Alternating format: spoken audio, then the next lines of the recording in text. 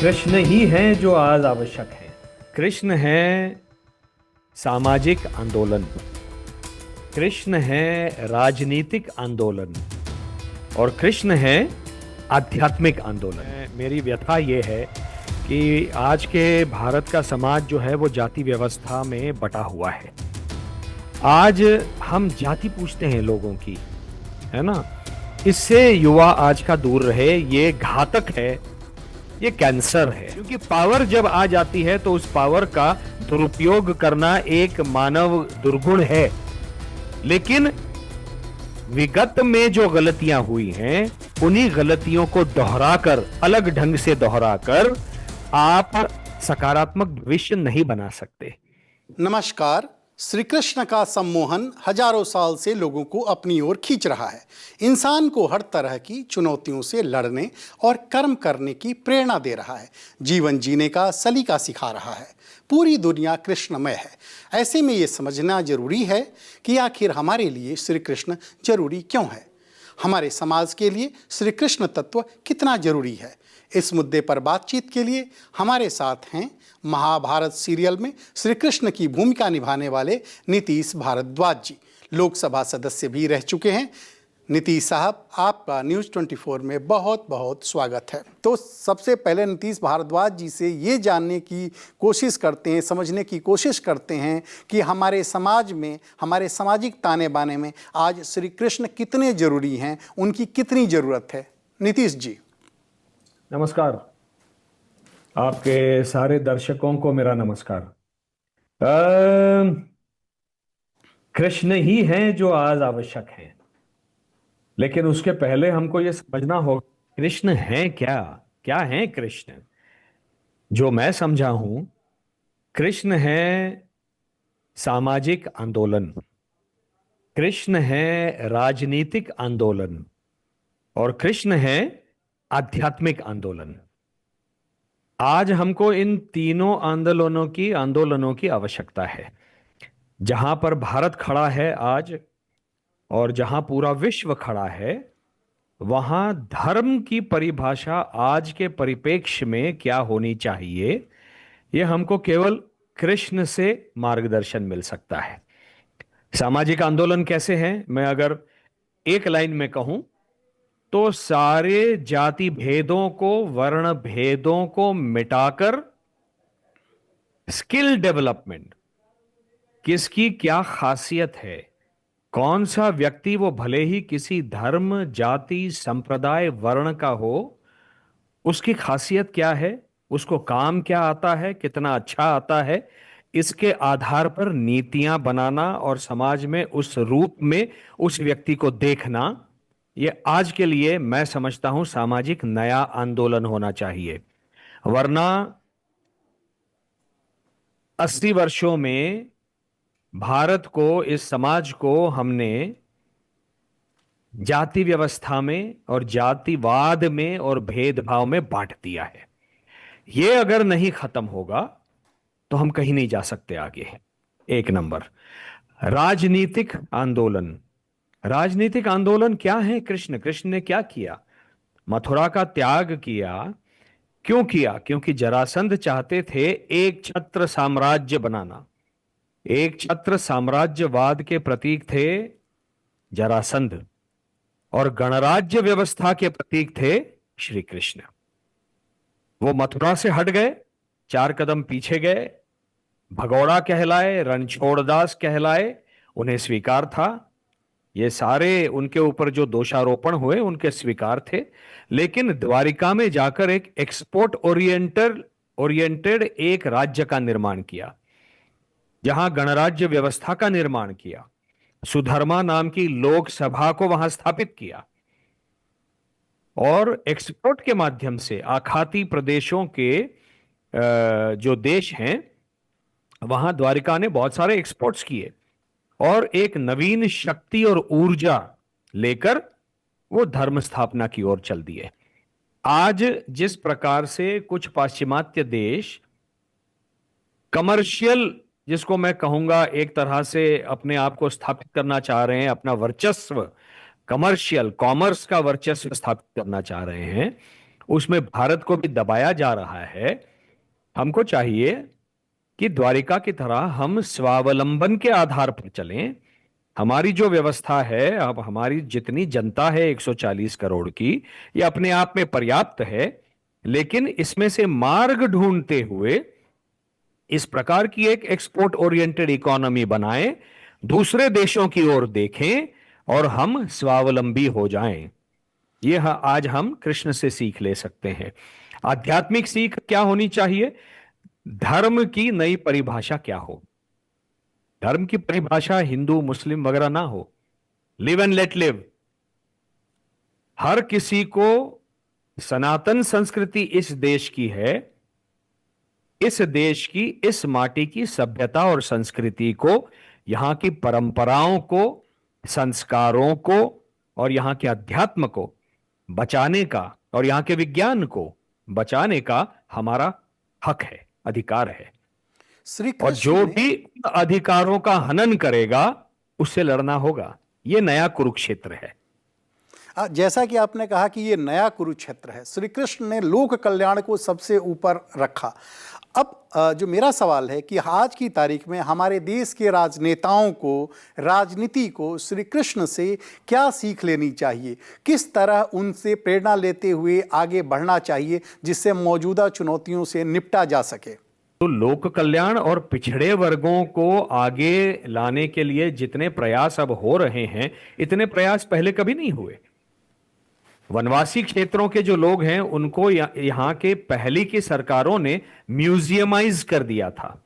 जैसे एक वो म्यूजियम में रखने की वस्तु है। फेस्टिवल ऑफ इंडिया हो रहा है, ट्राइबल्स को बुलाओ, वनवासी लोगों को उनके नृत्य दिखाओ और बोलो ये हमारी संस्कृति है। आज उतना पर्याप्त नहीं है। आज उन लोगों को समाज की और राष्ट्र की मुख्य धारा में और आर्थिक विकास के, सामाजिक विकास तो होता ही है लेकिन आर्थिक विकास भी आवश्यक है। जहां आर्थिक विकास होगा सामाजिक विकास अपने आप हो जाता है। और ये जो सरकार कर रही है, मुख्य धारा में राष्ट्र के उनको लाने का प्रयास कर रही है, ये लोक कल्याण ही तो है। और बाकी सारी चीजें जो हैं, जो आपने पूछा नेताओं को क्या सीख लेनी चाहिए, इसके पहले वाले प्रश्न के उत्तर में मैं कह चुका हूं। जी, श्री कृष्ण जो हैं वो संबंध, संपर्क और संवाद पर जोर देते हैं। आपसी रिश्तों को पर काफ़ी उनका जोर रहता है। उनके कौरवों के साथ भी संबंध बहुत अच्छे थे, बाकी जो लोग थे उनके साथ भी बहुत बढ़िया संवाद था। आप चूंकि सांसद भी रहे हैं, आज की तारीख में जिस तरह से पक्ष विपक्ष के बीच रिश्ते हैं, वैसे में रिश्तों को किस तरह से सहेजना चाहिए, सम्मान करना चाहिए, उसे लेकर कृष्ण को आप कहाँ देखते हैं? किसने कह दिया आपको कि संबंधों को कृष्ण ने धर्म से ऊपर रखा? धर्म का तात्पर्य मेरा रिलीजन से नहीं है। धर्म अर्थात कर्तव्य, राष्ट्र के प्रति कर्तव्य, समाज के प्रति कर्तव्य, ह्यूमैनिटी, मानवता के प्रति कर्तव्य, अपने मानवता के मूल्य, दमन। यदि अपना भी व्यक्ति हिंदू धर्म का कर रहा है तो वह गलत है। तो धर्म से मेरा तात्पर्य हिंदू मुसलमान सिख ईसाई से नहीं है। जो धर्म की परिभाषा, कृष्ण की परिभाषा, जो भगवत गीता की परिभाषा है, वो कर्तव्य निष्ठा, इसकी परिभाषा है। और इसीलिए कृष्ण ने व्यक्तिगत संबंधों को उस धर्म से ऊपर नहीं रखा।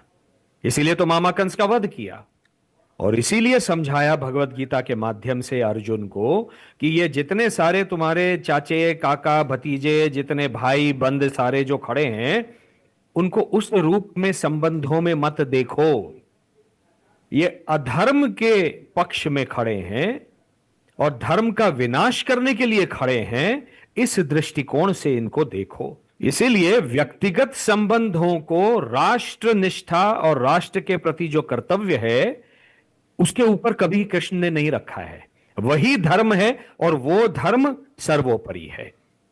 और उस धर्म का वहन करने के लिए आज यदि संसद में, मुझे तो आज की संसद में पूरा पूरा कौरव पांडव दिखाई दे रहा है। कोई अच्छी चीज होती है तो उनको दिखाई नहीं देती विपक्ष को। हर चीज में अभी संविधान संविधान संविधान खतरे में, संविधान। अरे कौन सा संविधान खतरे में है भाई? हम भी संसद में रहे हैं, संविधान में संशोधन तब से चले ही आ रहे हैं। आज भी कई सारे विपक्ष के नेताओं ने संविधान में संशोधन के रूप में स्पीकर लोकसभा, स्पीकर राज्यसभा को संशोधन दिए होंगे। यह संशोधन करना लोकसभा का प्रतीक है, लोकतंत्र का प्रतीक है, गणतंत्र व्यवस्था का प्रतीक है। उसका अर्थ यह नहीं होता कि संविधान मिटाया जा रहा है। संविधान तो है, लेकिन उसको बेहतर कैसे बनाया जाए, यह प्रयास सबको करना है। और जो आज की सरकार, मैं इसलिए नहीं कह रहा हूं क्योंकि मैं उसी पार्टी से सांसद रहा, मैं इसलिए कह रहा हूं कि जितनी सारी अच्छी चीजें पिछले 10 वर्षों में हुई हैं वो पहले कभी नहीं हुई थी। और इसीलिए मुझे लगता है कि आज संसदीय लोकतंत्र में हम ठीक दिशा में जा रहे हैं, अच्छी दिशा में जा रहे हैं। तो मैं बस ये जानना चाह रहा हूं, संसदीय लोकतंत्र में फिर विपक्ष की भूमिका क्या होनी चाहिए आपके हिसाब से? अगर भूमिका जी, आप पूरा कीजिए प्रश्न। नहीं, मैं बस, आप बताइए जी। बस विपक्ष जो है ना, वो सोमनाथ चटर्जी, बड़े बड़े नेता यहां पर हुए हैं, समाजवाद के बड़े नेता राम मनोहर लोहिया जी, मधुलिमय जी, जॉर्ज फर्नांडिस, हाँ, और अटल बिहारी वाजपेयी, लाल कृष्ण आडवाणी, इन जैसे नेताओं ने जिस प्रकार से विपक्ष में रहते हुए काम किया, वैसा काम करें, एक सकारात्मक ढंग से टीका टिप्पणी करें। यह मैं चाहता हूं। विपक्ष चाहिए। संसदीय लोकतंत्र में विपक्ष नहीं होगा तो कैसे चलेगा? विपक्ष की आवश्यकता है, लेकिन वो नेता उस तरह से बर्ताव तो करें। वो किसी की मिमिक्री करना, उसको एक बड़ा नेता जो है वो उसको रिकॉर्ड करके अपने उसमें डाल देता है सोशल मीडिया में। इस धरातल पर आकर यदि आप संसदीय लोकतंत्र में बिहेव करेंगे तो आप अपने पद की और अपने नाम की और अपने कुल की गरिमा को नीचे कर रहे हैं। ऐसे नहीं होता। बहुत बड़ा कुल है गांधी परिवार, नेहरू गांधी परिवार इतना बड़ा परिवार है, कुछ तो उनका भी योगदान रहा है ना। मैं कहां मना कर रहा हूं। हरित क्रांति हुई, श्वेत क्रांति हुई, कुछ तो योगदान रहा है। और ये स्वयं अटल बिहारी वाजपेयी जी ने इसको स्वीकार किया है। 71 का जो युद्ध हुआ था उसमें तो दुर्गा कह दिया था माननीय इंदिरा जी को अटल बिहारी वाजपेयी जी ने। इस तरह से एकत्रित होकर हम अगर विदेश जा रहे हैं तो भारत का प्रतिनिधित्व कर रहे हैं, वहां जाकर ओछी राजनीति करना यह संसदीय लोकतंत्र नहीं है, नहीं है। और मैं चाहता हूं ये सारे बड़े नेता, इनको एक इतना बड़ा सुनहरा अवसर मिला है सकारात्मक लोकतंत्र में, सकारात्मक पार्लियामेंट में जाकर भूमिका निभाने का, उसको वो करें। अगर वाकई में कोई आपको तथ्य दिखता है कि ये जो एक, मान लीजिए चलिए जीएसटी है, उन्होंने कह दिया जीएसटी को लेके हम कुछ दूसरा कुछ ऐसा करने जा रहे हैं जो कि मिडिल क्लास के लिए अच्छा होगा। ये मिडिल क्लास के लिए क्या अच्छा हो सकता है, किस तरह से जीएसटी ठीक नहीं है मिडिल क्लास के लिए, ये विपक्ष बोलता। प्रत्येक चीज में एक उसका नुस्ख ही ढूंढना कि क्या गलत है वो करना, सकारात्मक तरीके से ढूंढिए, आपका स्वागत है। मैं भी चाहता हूं। आज मैं संसद में नहीं हूं, लेकिन मैं कुछ नीतियों की आलोचना मैं खुद भी करता हूं इसी सरकार की, और करना चाहूंगा। और यही लोकतंत्र है, और ये विद इन पार्टी भी लोकतंत्र है। हम बोलते हैं, हम अपने मंत्रियों को जाकर कहते हैं कि देखिए आपके मंत्रालय में ये सुधार हो सकते हैं, ये ऐसा हो सकता है। तो ये लोकतंत्र में सकारात्मक ढंग से काम करना ये अपेक्षित है। एक नागरिक की हैसियत से मेरे लिए ये अपेक्षित है। ये नहीं कि बस जो कुछ है वो सिर्फ काला चश्मा पहन के ही देखना, या ओछी राजनीति करना, मिमिक्री करना, उसको शूट करके डालना, ये अच्छा नहीं है, ये ठीक नहीं है। अच्छा, श्री कृष्ण को कूटनीतिज्ञों का कूटनीतिज्ञ कहा जाता है, डिप्लोमेट्स का डिप्लोमेट। अब आज की तारीख में अगर श्री कृष्ण होते, और जिस तरह की चुनौतियों से पूरी दुनिया जूझ रही है, भारत भी जूझ रहा है, तो वैसे में उनका रास्ता क्या होता भारत के लिए? उनका राष्ट्रवाद किस ओर आगे बढ़ता? कुरुक्षेत्र में क्या हुआ था? अधर्म के पक्ष में खड़े वाले लोग जिस तरह से एकत्रित हुए थे, कृष्ण ने धर्म के पक्ष में जो खड़े रहने वाले हैं उनको एकत्रित किया। क्या हम पिछले 10 वर्षों से ये नहीं कर रहे हैं? क्या ये सरकार नहीं कर रही है? माननीय प्रधानमंत्री जी ने आते ही 2014 में जो विदेश के दौरे शुरू कर दिए थे, कितनी बड़ी आलोचना हुई थी उस समय। कितनी बड़ी आलोचना हुई थी कि ये तो विदेश घूम रहे हैं, हाँ, 50 देश घूम कर आए हैं। आपको पता है जब ये ऑयल की जो क्राइसिस हुई थी तो रुपये में रशिया से ऑयल खरीदा था, क्योंकि कहीं और से मिल नहीं रहा था। वैश्विक एक परिस्थिति जो युद्ध की जब बन गई थी, अगर वो ऑयल हमको नहीं मिलता तो हमारी गाड़ियां नहीं चलती, हमारे कारखाने नहीं चलते, हमारी इंडस्ट्री ठप हो जाती। आज ब्रिक्स में जिस प्रकार से Brazil, Russia, India, China, south America, UAE, अब नए नए देश उसमें जुड़ रहे हैं, यह नया कुरुक्षेत्र है भाई साहब। यह नया आज का कुरुक्षेत्र है कि जो हम सकारात्मक अपने देश के लिए, डोनाल्ड ट्रंप क्या कर रहे हैं? डोनाल्ड ट्रंप अपने देश के लिए तो सोच रहे हैं ना। वो बाकी सब के ऊपर जो टैरिफ्स लगा रहे हैं वो अपने देश के हित में लगा रहे हैं। वो सही है गलत है मैं नहीं कुछ कह रहा, लेकिन उनकी सोच क्या है? मेरे अमेरिका के हित में क्या है? यह है तो मैं ये टैरिफ लगाऊंगा, जो मेरा दुश्मन है उसके ऊपर ज्यादा टैरिफ लगाऊंगा। अब उसके दुष्परिणाम उनको भुगतने पड़ेंगे, दूसरी बात है ना। तो वैसे ही अपने देश के हित में सोचने का प्रत्येक सरकार को अधिकार है। और इस माननीय प्रधानमंत्री ने, जिनका नाम है नरेंद्र मोदी जी, ये 2014 में ही ताड़ लिया था और ब्रिक्स को सबल बनाया और सारे देशों में घूम घूम कर एक ब्रिक्स जो व्यवस्था नई बनी थी उसको सबल बनाकर आज उसका जो लाभ है भारत को हो रहा है। अभी भी जब ऑपरेशन सिंदूर हुआ तो पूरी दुनिया में सारे पक्षों के नेताओं को भेजा। ये नहीं कि सिर्फ बीजेपी के लोग गए, है ना। शशि थरूर भी गए, सुप्रिया सुले जी भी गई, सारे लोग गए और सारे विश्व को जाकर बताया कि हमारे साथ क्या हो रहा है। क्योंकि आज विश्व में भारत अकेला नहीं है जो आतंकवाद से जूझ रहा है। विश्व के कई देश, पाश्चिमात्य देश भी आतंकवाद से जूझ रहे हैं।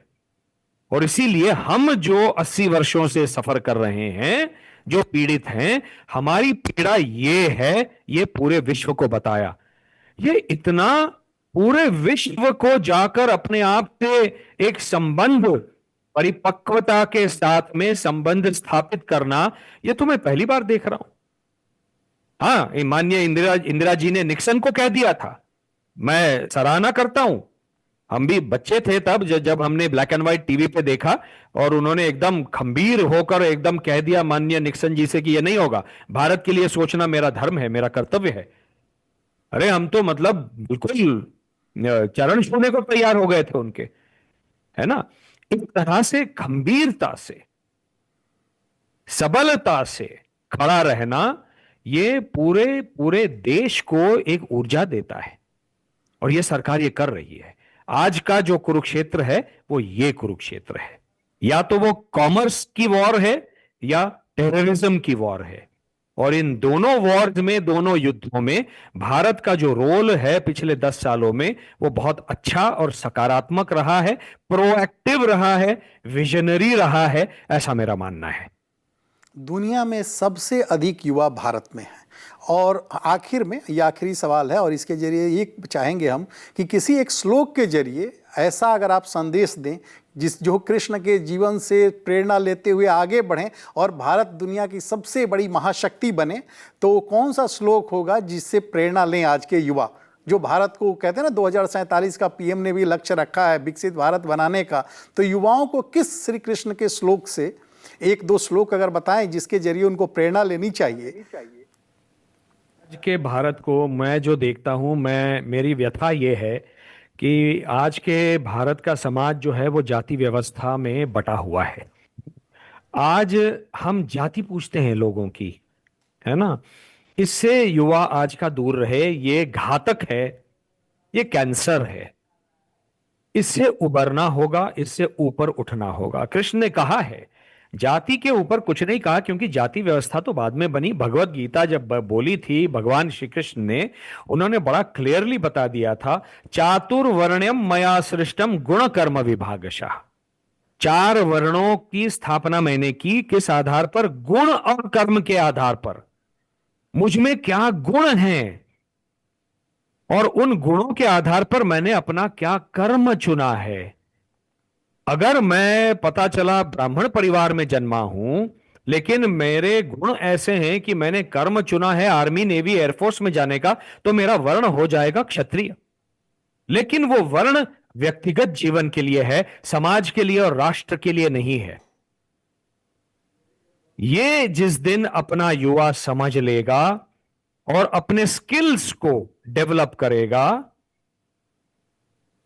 तब तक मेरा यह मानना है कि जिस दिन यह होगा भारत का सही विकास, या भारत सही विकास की पटरी पर चलने लगेगा। आज एक बहुत बड़ा चैलेंज है, बहुत बड़ा चैलेंज है जाति व्यवस्था को मिटाना। जाति व्यवस्था, मैंने एक अपने फेसबुक के उसमें हमने जिनको शूद्र बोला, कौन है वो लोग? कोई कुम्हार है, कोई लोहार है, कोई कारीगर है। ये सारे कारीगर हैं, इनमें कला है, और इसीलिए कलाकार के रूप में मैंने कहा मैं शूद्र हूं। क्योंकि ये शब्द जो शूद्र है वो किसी की मानहानि करने का, किसी को नीचा दिखाने का शब्द नहीं था। मतलब सेवा भाव। शूद्र जो जो उसे कहा जाएगा, अपनी जो स्किल है, उसकी जो कला है, उसके माध्यम से वो बेस्ट सेवा देगा। ये उसका तात्पर्य था। हमने उसको, ये गलती हुई है, पहले ये गलती हुई है, सदियों से होती आ रही है। क्योंकि पावर जब आ जाती है तो उस पावर का दुरुपयोग करना एक मानव दुर्गुण है। लेकिन विगत में जो गलतियां हुई हैं, उन्हीं गलतियों को दोहराकर, अलग ढंग से दोहराकर, आप सकारात्मक भविष्य नहीं बना सकते। और इसीलिए आज के युवा को मैं यह आह्वान करता हूं कि भूल जाओ जाति व्यवस्था। अपने में जो अच्छे गुण हैं, जो आप में कला है, जो आप में गुण है, आप में जो एक बुद्धि है, उसको, मेधा, स्मृति, ये जो सारा आपको भगवान ने दिया है, ये जाति देख के नहीं दिया हुआ है। इसको विकसित कीजिए और ऊपर आइए। आज इतनी सारी आपको स्कीम्स अवेलेबल है, उनका लाभ उठाइए और भारत के विकास में योगदान कीजिए। जाति व्यवस्था व्यक्तिगत जीवन के परे मेरे लिए समाज में और राष्ट्र धर्म में नहीं है और नहीं होनी चाहिए। ये एक बात अगर युवा समझ ले और उस दिशा में तत्परता से और पूरी संवेदनशीलता से और समर्पण भाव से कि मुझे भारत को, मेरे देश को विकसित करना है, ये अगर कर ले, तो मुझे लगता है ये लक्ष्य प्राप्त करना बहुत मुश्किल बात नहीं है। देखिए जापान कहां था, इजराइल कहां था, कब बने हैं ये? जापान तो राख हो गया था, बेचिराख हो गया था। क्या वो जापानी लोगों ने एक दूसरे से अपनी कास्ट और जाति व्यवस्था में अटके रहे? क्या जाति पूछी? 15-15, 18-18 घंटे आज भी जापानी लोग काम करते हैं, तब जाकर आज वो इतनी बड़ी महान व्यवस्था बनी। हर चीज, चीन में लोग जात पूछते हैं, केवल काम करते हैं, पूरे समर्पण भाव से, तन्मयता से काम करते हैं। बस हम इतना कर लें, जाति व्यवस्था खत्म हो जाएगी। हट जाइए उस व्यवस्था से। वो व्यक्तिगत जीवन के लिए ठीक है, ठीक है, आपकी जो जाति है उसी जाति में आपको संबंध बनाने हैं, विवाह करना है, वहां तक ठीक है। जो आपके वहां के संस्कार हैं, आपकी पूजा पाठ की पद्धति है, या जो भी पद्धतियां हैं आपकी, वो वहां तक, अपने घर तक सीमित रखिए, अपने उस समाज तक सीमित रखिए। लेकिन जो भारतीय समाज है या भारत एक राष्ट्र है, उसमें इसको ना आने दीजिए। ये बहुत घातक हो ही गया है, और अगर इससे नहीं हटे तो और भी घातक हो जाएगा। तो ये थे नीतीश भारद्वाज जी, जो बता रहे थे कि आधुनिक समाज की चुनौतियों से निपटने में श्री कृष्ण कदम कदम पर किस तरह मददगार साबित हो सकते हैं। श्री कृष्ण आज की तारीख में हमारे समाज को किस तरह आगे बढ़ने और चुनौतियों के बीच संघर्ष करते हुए आगे बढ़ने की प्रेरणा दे रहे हैं। नीतीश जी, न्यूज़ 24 से बातचीत के लिए आपका बहुत बहुत धन्यवाद।